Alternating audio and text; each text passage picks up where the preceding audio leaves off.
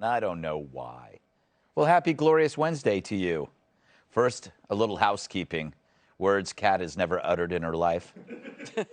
If you watched our show last night, you know that one of our producers, Gene Nelson, was stuck in the elevator for hours, even as we taped the show.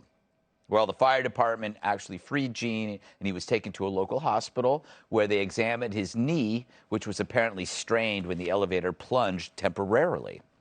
We're happy he's well, though, and we wish him luck in his future career endeavors. Yet, yes, we fired him. He missed a show, and that's how it goes. I'm running a TV show here, not a friggin' IHOP. I just wish I had a chance to meet him first. So speaking of Trapped, should we talk about Taylor Lorenz? You probably don't know her, but whatever. She was a former dishonest reporter for the New York Times, as if that narrows things down, who made her living creeping around the web trying to find people to cancel for saying inappropriate stuff. She's a real jerk. She then became a dishonest reporter for the Washington Post to do the same thing. It's the perk of being a lefty. Screwing up only gets you a better job somewhere else. But in between being a slimy slug, she went on MSNBC to talk about how she was a victim of online mobbery. Can you draw a picture of what it is like when a surge of harassment hits? It's completely overwhelming. It's horrifying. And it's not just me either. You know, they immediately dox you and go after your family members. They try and look up everyone who's ever, been associated with you. You feel like any little piece of information that gets out on you will be used by the worst people on the internet to destroy your life. And it's so isolating. And terrifying. It's horrifying. I'm so sorry. It's overwhelming. It's really hard. It really is. Wow. There's nothing funny about attempting to make people's lives unbearable through online mobbery. Well, unless it happens to someone who makes their living making people's lives unbearable through online mobbery. Then it's funnier than Tyrus trying on clothes at Lululemon. One time. I know. See, Lorenz was a breathless online cop who once eavesdropped on an online discussion and falsely accused a tech executive of using a slur. After she was caught, Lorenz bravely locked her account. Meanwhile, like an evil Santa Claus, she kept a blog of names of people who said things she deemed problematic. She was her own cancel culture machine, a goon, a thug, a bully, and when it suited her, a victim.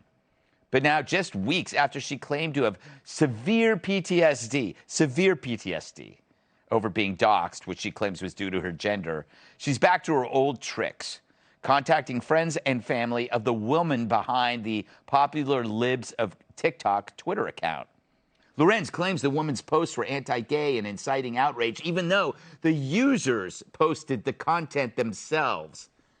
True, the account shows unedited, already public videos of ranty lefties in all their green-haired glory. But Lorenz was so obsessed, she even went after someone with a similar name, which is like me making drug jokes about Pat Timpf.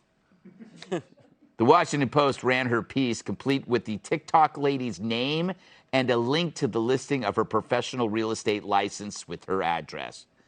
That's doxing by definition. The victim called in to Tucker last night. Let's play that. How has this affected your life, this Jeff Bezos piece? I had to make some travel plans, really fast, but I'm now in a location where I don't think anyone would find me, not in any of the locations that Taylor Lorenz leaked.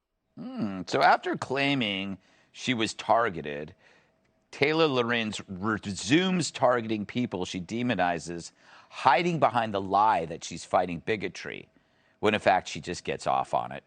And the Washington Post defends her. The paper denies posting private info of Lorenz's target, but they did. Sure, they eventually deleted the link, but what you post online lasts forever, just like those cheesecake photos of Stuart Varney. He's actually eating cheesecake in them.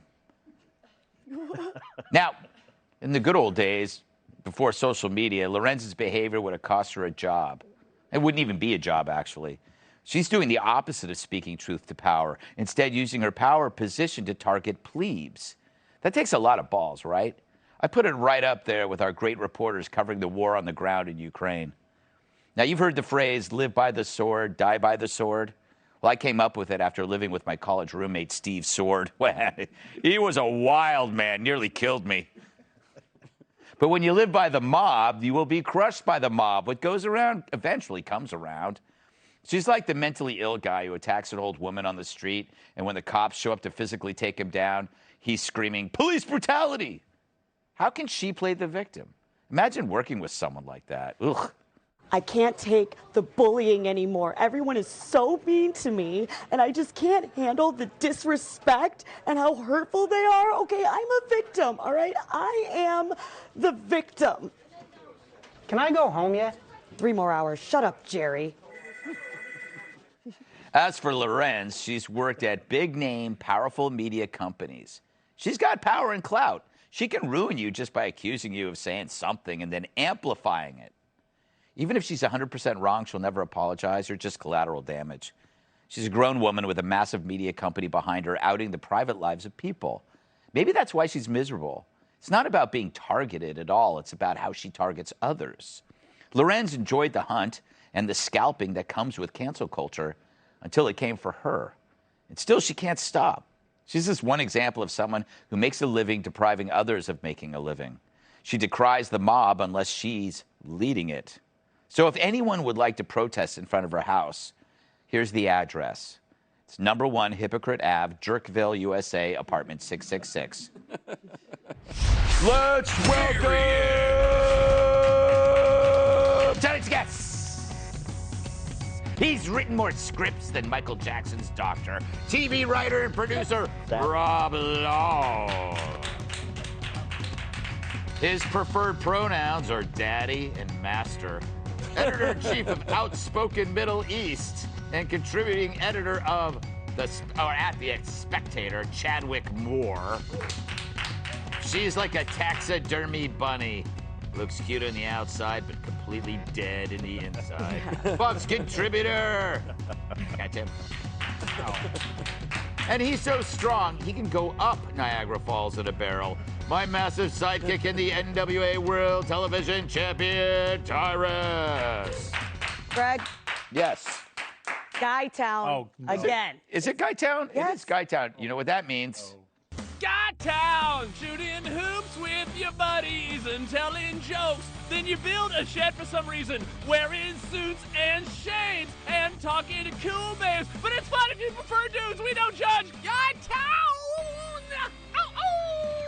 Part 2 of Guytown. Rob? I missed part 1. Oh, man, you know what? You got to go back to understand part 2. Wait. You got to see the first one. That would mean I'd have to watch the show. Yeah, it'll be, you know what? It's like Godfather. Oh, okay. You know, like Godfather 2, you watch it, it's okay on its own, but Godfather 1 adds to Godfather 2. I got you. Way to, That's exactly like that. I got you. Exactly. You need to sew that sweater up, Kat. Oh, I get it. Yeah. Yeah. You know, if canceling is your sport, then you got to live by the rules of the game, right? Isn't that what? Yeah, I mean, it's kind of weird because to me, like, first of all, as you know, I'm very hip with the kids, so I'm on the TikTok. Right. And I follow the TikTok application, phone application. Yes. That's what we call it. Mm-hmm. And I've actually enjoyed this one. This one's great, but it's like, I mean, and I love the woman who does it. She's like super talented. The liberals are the woman who does the liberal TikTok. Yeah. But the it's not. I mean, it's not like that hard. I mean, all she does is really repost stuff. Right. Like, it's very little that she does, which so it's kind of strange that there's that much rage. Yes. Because she chose liberal rage to expose it, and that caused Taylor Lorenz to go after her. All it does is amplify voices that are already there. I mean, what the left is always saying is, like, we just want to be heard. Yeah. We want our voices heard. And then when they're heard, they go, right? Exactly. The doxing and all this stuff, I mean, I get it, and I as I said the thing before, because I do sympathize with this woman, because not this woman, but the woman who does the libs of TikTok. Right. But, you know, we did used to send everybody a giant book every year. Mm-hmm. That had everyone's address in it. That's true.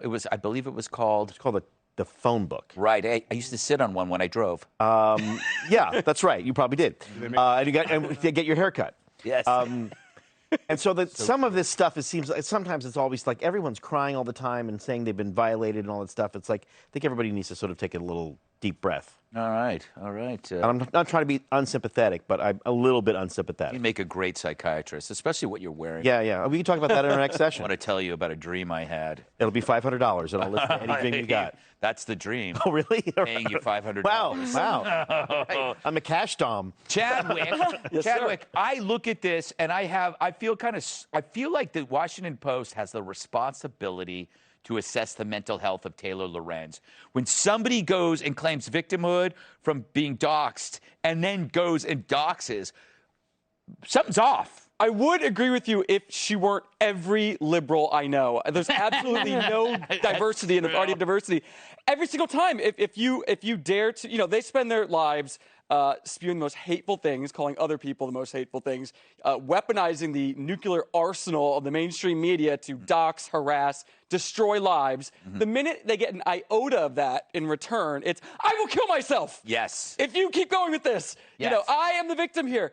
It's the cry bully is what this term was invented for, but she takes it a step further than just a cry bully. This creature is something else, but she's also it's ridiculous in the clips that we saw. It's comedy. It is, and it's the shield. Like, oh, I was suicidal, and then and then she locks herself. It's like, oh, so that way no one come after me. And then when everything calms down, she's back at it. Right. Yeah, well, listen, as an actor and a wrestler, I have experienced some bad acting in my day. I have seen some stuff.